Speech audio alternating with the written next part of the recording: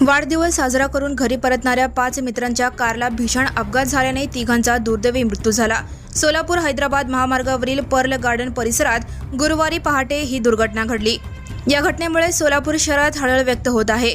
मृतांमध्ये अमोल श्रीशैल येरटे वय 40, शेखर सुरेकर वय 33 आणि वाढदिवस असलेले कादर सैदू हंडे वय 34 यांचा समावेश आहे।